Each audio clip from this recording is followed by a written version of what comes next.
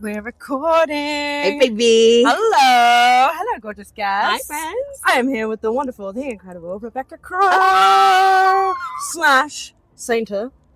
As of several months ago, 2 months ago, I am a So musician, exciting. baby. I'm going to jump straight in because we are in the middle of chaotic peak season of festivals right now. Aren't we just? I want to know, what's your favourite festival? It's got to be Boomtown Festival, which is literally the festival we're sat in right We are now. here right now. No other festival compares. People come all over the world to see it. It is. Also, I'm fortunate enough to be involved quite heavily in a venue called the Shamrock. And it's just sort of a playground, really. Oh, it's such a playground. It really is. Equal measures of like party and calm as well. You had a massage earlier. I just had an hour-long massage today. I'm performing and my shoulder was killing me, and I saw a man who just fixed my life. He didn't just fix my shoulder, he fixed my life. So, you were the most we love relaxed that. I've seen you come out of that honestly, massage. I was like melting. It was beautiful. So, funny one. What's your most embarrassing festival moment? Oh, festival moment. One of my first ever Boomtowns, I dropped acid and it was literally still going. Supposedly acid lasts for 12 hours. This one was a good 24 hours. So I turned up to work the next day absolutely tripping ball. Oh and Boomtown has a storyline. So I had to like interact with other human beings and I just fucked it all up. Like people couldn't even finish the storyline. So that was a bad one. It happens. It happens. You know, we us. make mistakes when we're Happens younger, to the best of and us. these things happen. You know. Okay, so we've done a lot of festivals, you and I, individually, together, all of the things. How do you find balance between the chaos of festivals and our lifestyle and finding your calm and keeping grounded within all of this? I can't lie, it's not easy. It's definitely taken some time. I had to spend a period of life a few years ago just recalibrating my whole approach to life because I spent a long time in fight or flight, and going to festivals and stuff like that just sort of all merged into the chaos. But now I really do make sure that the festival is like a separate event. I allow myself certain like things, allow myself to be certain ways. I don't want to say sloppy, but like I give myself a lot more grace at festivals because they are overstimulating as fuck. It's a lot. But then when I go home, I make sure I just do real basic self-care. And like, it sounds common sense, but it is not. It sounds like common sense, but I feel like we veggies, lacked it for a long time, right? Massively. I would just go festival to festival and it was not healthy, healthy. So I really do make sure I go home, do very basic self-care, take myself out for walks, also give myself grace in that recovery period too, because shame is a huge driver of behavior that you don't like. Oh, it really is. It really is. I love that. That's a great answer. Thank you so much. Thank you. So, you are a sex worker. You recently spoke out quite publicly about the harming of a sex worker within Boomtown. Very true. Yet you're still here working and representing, which Indeed. is absolutely fine. But I want you to tell me more about your choice to come back and what experiences you've had with the event organizers based on that. I love this question because a lot of people have inquired about this, and I feel like it's all over social media, and a lot of nuance and context is lost over social media. So thank you for asking this question, first of all.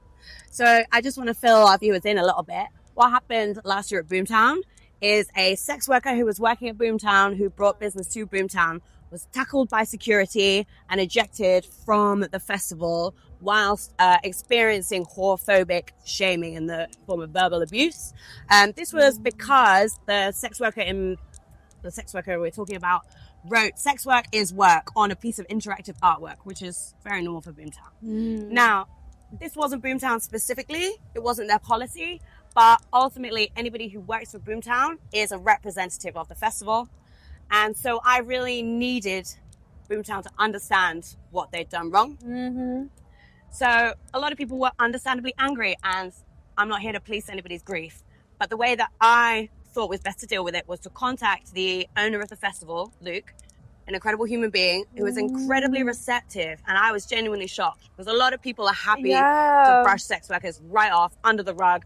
We bring them in business, and if we complain a lot of the time, they're like, well, don't come. But we want to come. Why should we be excluded from this space? You were telling me earlier you had like an hour-long interview. You had So what I did is I hit up Luke, and I wanted to say to him, well, I did say to him, I understand you've caused a lot of harm, and I need you to know that, but I'm going to tell you exactly what you did exactly why it hurt us. Because a lot of people just see it as being ejected from the festival. Yeah. It wasn't that. It was the whorephobia that came along with it. And you need to brief your security and things like this. Yeah. So what I did is I had an hour-long chat with Luke. I explained to him the harm done. I explained to him the feelings. I explained to him that regardless of what he does now, the harm has been done. And just to make sure that steps were put in place to start making people more aware of the stigma that sex workers experience, the harm that sex workers can come to, the vulnerability that sex workers experience in day-to-day life, purely because of that stigma and because of that shame. And he was incredibly receptive. I can't say that they've implemented all the things I've recommended.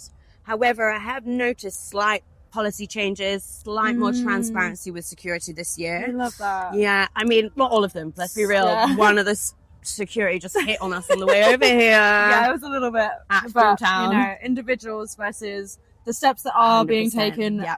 overall seem like they're going in the right And direction. what I'd like to see in the future is more active representation of sex workers at Boomtown. Okay. Sex workers on the Yeah, social 'cause media. there's sex workers everywhere. Exactly. And sex Everyone workers is join. being in the storyline, which would really make people engage. I It really love would make people that. engage. Our strife has a lot of history. Yeah, So you could really, I don't want to say gamify in like a trivializing way, but it makes people much more receptive Yeah, to there's so many learning these characters in the things. storyline. That's totally, I love this. Great! Thank you. Okay, so that one was a little bit heavy. So Heavy we're going to go one. from that. Let's go. Tell me what you're most looking forward to for the rest of the weekend.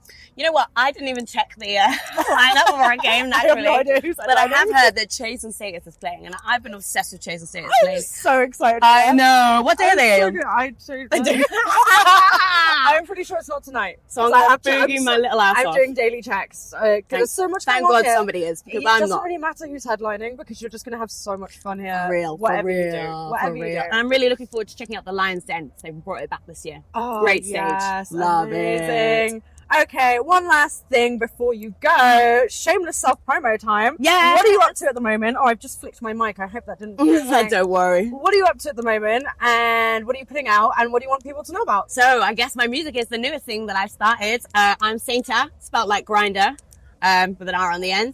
And I've brought out 2 singles so far, 2 music videos. I'm entirely self-produced, self-released, self-promoted. I have no finance.